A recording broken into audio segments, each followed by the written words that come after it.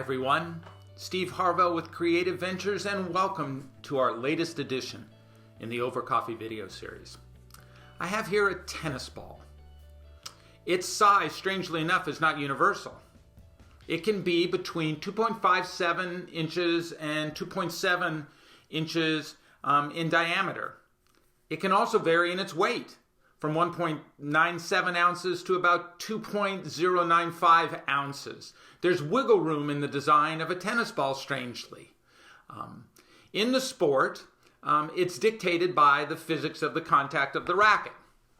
And there are lots of physics involved in the contact of a racket and a tennis ball. The strings are highly elastic.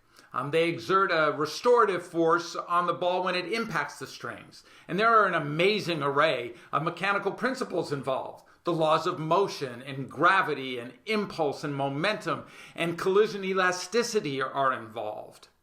The game is played by regular players on 11 different types of surfaces.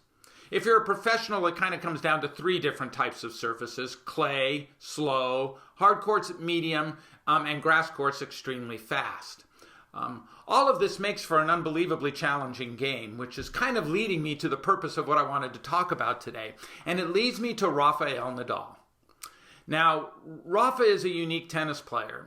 He plays what I would call a rhythmically violent approach to the game. And if you watch him at all in slow motion, you'll see the incredible force his body exerts on just about everything he does, how hard and fast he plays the game. And he's been staggeringly successful. Even now, maybe not arguably the greatest player in the history of the game, 21 Grand Slams, the most of any player. He's got a gold medal. He's got 36 Master 1000 titles and over 91 singles titles. Yet, strangely enough, every year he begins his playing campaign with the same question: how do I get better? So think about this. The greatest player in the history of the game asks himself consistently, how can I get better? What can I work on that will improve what is already the pinnacle element of talent within the context of the game? It's an interesting question. And it's a question I think we should be asking ourselves all the time, right? How can we get better at what we do? It should be the driving principle, because there's no such thing as standing still. There's no such thing as being static in our abilities. There's no way to advance a company, an individual, without the same question that Rafa asks himself: how can I get better? Here are the 3 key areas at Creative Ventures that when we work with companies on this very question, we take them through. The first is knowledge. How can I learn more? How can I understand more? What can I do? What kind of actions and activities can I take? What kind of workshops can I attend? What kind of reading can I do? What kind of video watching can I do that increases my knowledge? The second piece is then experience. The only way we get better is by trying things, doing things, learning what works and what doesn't work. That is an active approach to getting better. I have to gain more experience. If you're looking at developing leadership within your company, you've got to create leadership experiences for people.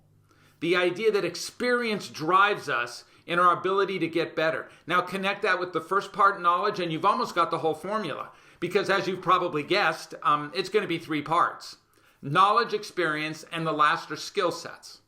Those skills that we bring to what we do, how we do something, how a person hits a tennis ball within the context of the skills, how they move. We need a constant improvement in our existing skills, and we need to add new skills. So if you want to think like Rafa, if you want to think like the greatest out there in a game that surprisingly has a ton of variables in it, just like your business element does, focus on these 3 things. What do I know? My knowledge, make it better. 2, find opportunities to gain experience. And lastly, build the skills that move your career forward. It's a 3-part formula. Think about it. What makes any company better is when you get better. And that kind of commitment makes you a top-line professional. Thanks for being with us on Over Coffee. I look forward to talking to you next time. Have a great day.